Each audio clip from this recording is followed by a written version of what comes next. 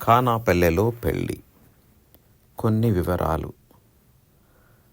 యోహాను శుభవార్త 2వ అధ్యాయము 1-12 వచనాలు. గలిలయ ప్రాంతంలోని కానాపల్లెలో జరిగిన ఈ సంఘటన ఓ మధురఘట్టం. లీనమైతే ఇది మన కళ్ళెదుటే జరిగినట్లు ఉంటుంది. వ్యక్తిగతంగా నాకెంతో ఇష్టమైన సంఘటన ఇది. ఈ సంఘటన లోతుల్లోకి వెళ్తే ఔరా అనిపించక మానదు. First is first. యూదుల సంప్రదాయం ప్రకారము నాడు పెళ్ళి అంటే 7 రోజుల వేడుక. అంటే పెళ్ళి 7 రోజులు అన్నమాట. యేసు ప్రభు ఈ పెళ్లిలో 7 రోజుల పాటు కాకపోయినా కనీసం 2, 3 లేదా అంతకంటే ఎక్కువే ఉండి ఉండవచ్చు, లేదా 7 రోజుల పాటు ఈ పెళ్లిలో పాల్గొని ఉండవచ్చు. యేసుక్రీస్తు నజరేతులో పెరిగాడు కనుక ఆయన్ను నజరేయుడు అని పిలిచేవారు. నజరేతు నుండి కానాపల్లెకు దాదాపు 15 కిలోమీటర్లు దూరం ఉంటుంది. ఆ రోజుల్లో ప్రజలు తరచూ అక్కడ నుండి ఇక్కడికి, ఇక్కడ నుండి అక్కడికి సులభంగా ప్రయాణం చేసేవారు. ఇరువైపులా బంధువర్గం బాగానే ఉండేది. అందుకే పెళ్లివారు యేసు ప్రభువును, ఆయన తల్లి మరియమ్మను, ఆయన శిష్యులను కూడా పిలిచారు. ఇకపోతే ద్రాక్షారసం గురించి మనం మాట్లాడుకుందాం. గలిలయ ప్రాంతంలో అక్కడి భౌగోళిక పరిస్థితులకు ఎక్కువగా అనుకూలించే పంట ద్రాక్ష తోటల సాగు. అందువలన దాదాపు రైతులందరూ ద్రాక్ష తోటలే పండించేవారు. ద్రాక్షారసం అన్ని ముఖ్యమైన పండుగలకు, వేడుకలకు ప్రజలకు అందుబాటులో ఉంచేవారు.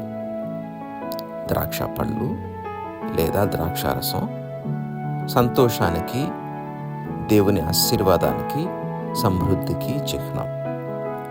కనుక అన్ని వేడుకలకు శుభసూచకంగా ద్రాక్షారసమును వాడటం కద్దు. ఇకపోతే ఈ పెళ్లిలో పెళ్లి పెద్ద లెక్క తప్పింది. అంచనాలకు మించి వివాహానికి బంధువులు, స్నేహితులు, అతిథులు హాజరయ్యారు. అందువల్ల ద్రాక్షారసం అతిథులకు తక్కువైంది. ఈ విషయం తెలుసుకున్న మరియమ్మ గారు వారికి ద్రాక్షారసం సరిపడలేదు అని యేసుప్రభువుతో దగ్గరగా వచ్చి చెప్పింది.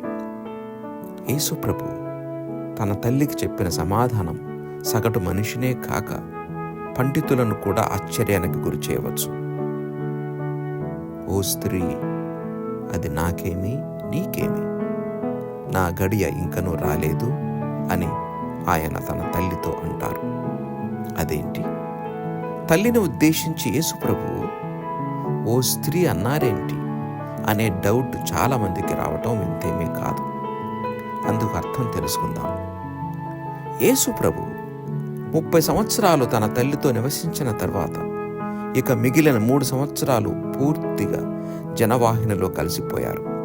అంతేకాక తానెవరో, తన కర్తవ్యమేంటో తన తల్లికి గుర్తు చేస్తూ ఆయన చెప్పిన మాటగా మనం భావించవచ్చు. అంతేకాని ఆమె గౌరవానికి ఆయన భంగం కలిగించలేదు. తన కుమారుడు ఎవరో పూర్తిగా తెలిసిన ఆమె వెంటనే అక్కడున్న సేవకులతో ఆయన చెప్పినట్లు చేయుడు అని చెప్పింది. తన కుమారుడు తన మాట కాదనడనే తెలుసు.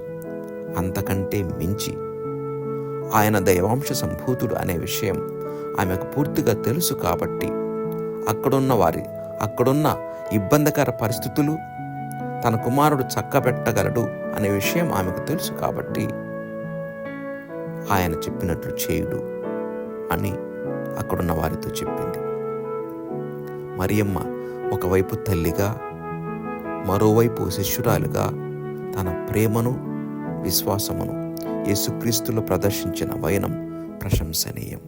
తన గడియ వచ్చినప్పుడు యేసుక్రీస్తు నీటితో నింపబడిన 6 రాతి బాణలలోని నీటిని శ్రేష్టమైన ద్రాక్షారసంగా మార్చి ఓ అద్భుతం చేశారు. సదరు పెళ్లి కుమారుని గౌరవము, పెళ్లి పెద్దల ఇబ్బందిని తప్పించారు. యేసు ప్రభు నీటిని ద్రాక్షారసంగా మార్చటంలో ప్రధాన ఉద్దేశం మనం తెలుసుకోవాలి, లేదంటే పాయింట్ మిస్ అవుతాం. ఆయన ఈ అద్భుతం తన గొప్పతనం కోసం చేయలేదు, తానెవరో నిరూపించుకునేందుకు, అంతకన్నా కాదు. ఎందుకంటే తాను స్థాపించబోయే నూతన రాజ్య స్థాపనలో ఎవరికి ఏ కొదువ ఉండదు అని చాటి చెప్పడమే యేసు ప్రభువు ఉద్దేశం.